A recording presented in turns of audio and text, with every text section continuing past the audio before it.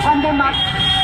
हम इनके माध्यम से मणिपुर में महिलाओं के प्रति जो अत्याचार हुआ है उसके प्रतिवाद में हमारा ये मौन मिছিল था एवं आज यहीं से हमारी प्रतिवादी शपथ होगी। हम सब ग्रहण करेंगे कि आगामी दिन में इस तरह का नारियों के प्रति असम्मानजनक कोई घटना ना घटे। ये हमारी नारी जाति के लिए सम्मान है। ये हमारी नारी जाति को इस तरह से कोई कलंकित नहीं कर सकता है, क्योंकि हम जानते हैं ये भारतीय संस्कृति कहती है जहाँ पे नारियों को पूजा जाता है वहाँ पर शांति का वास होता है, वहाँ पर देवियों की भी पूजा होती है। इसलिए हम लोग जानते हैं कि मई महीने से जो मणिपुर में जो घटना हो रही है, हम लोगों ने देखा था मणिपुर को जलता हुआ छोड़कर जिस प्रधानमंत्री ने कहा था सबका साथ सबका विकास, নির্মম নির্যাতনের বিহিত চাই। মণিপুর মহিলাদের উপরে নির্যাতনের বিহিত চাই। সংসদে তার বিবৃতির দাবি করছি। আমাদের দাবি না মানা অবধি আমাদের প্রতিবাদ চলবে।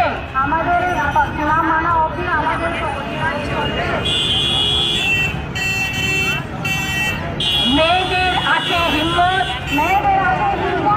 জোটবদ্ধ ঐক্যবদ্ধ সংগ্রাম চলবে।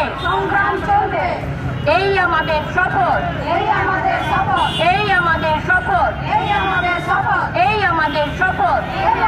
শপথ। अब मैं हिंदी में बोलूंगी। महिलाएं एकजुट है, हम महिलाएं एकजुट है। मणिपुर में हिम्मत हैगी, उन्नादा एक साथ मिलकर संग्राम चलूगा। उन्नादा एक साथ मिलकर संग्राम चलूगा। आही साडी शपथ हैगी, आही साडी शपथ हैगी, आही साडी शपथ हैगी।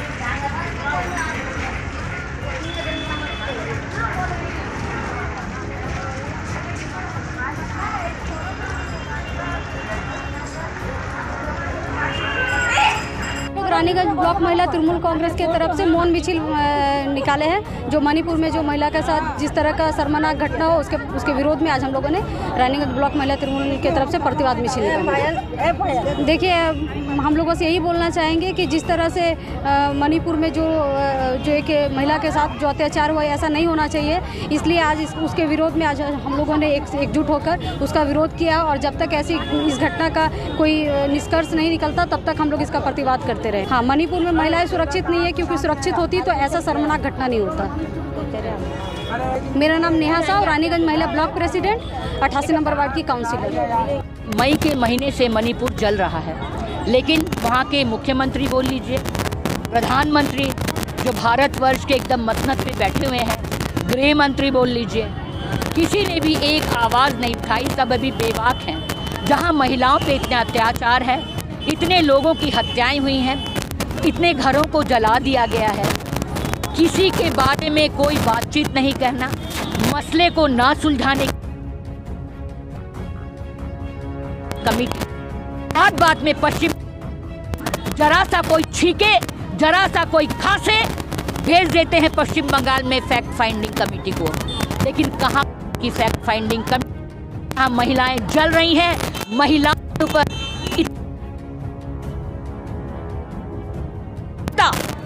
जहां पर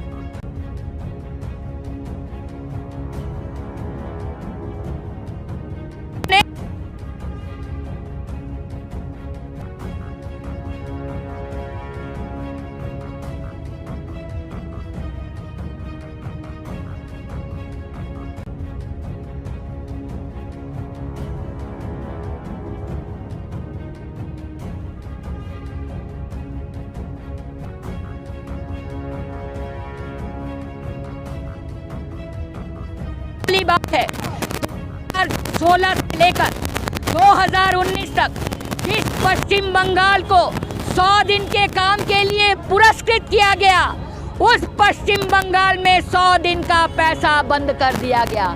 इसका कोई जवाब है मोदी सरकार के पास? कोई जवाब नहीं है, क्योंकि हम लोग जानते हैं, हिंदी में एक कहावत है, नाच न जाने आंगन टेढ़ा। जब नाचना ही नहीं आता है, नर्तकी कहती है आंगन टेढ़ा।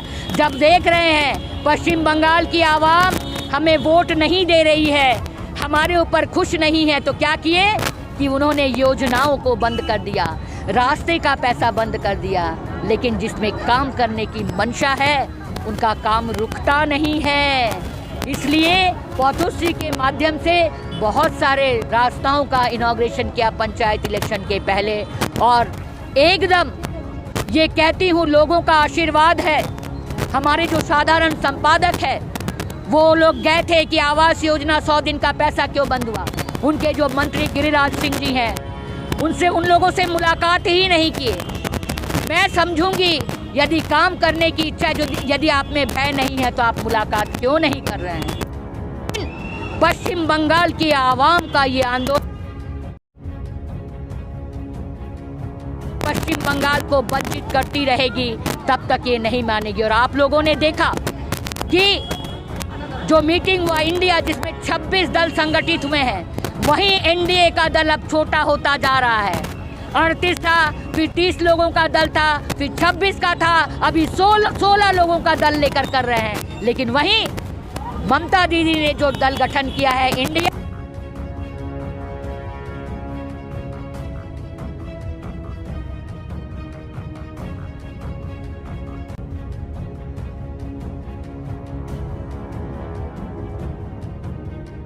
जन गण मन अधिनायिका ममता बनर्जी जी, नोटबंदी के समय आवाज निकाला, एनआरसी के समय आवाज निकाला, जीएसटी के समय आवाज निकाला। ममता बनर्जी जी ही एक ऐसी नेत्री है जो हमेशा, जिन्होंने कहा था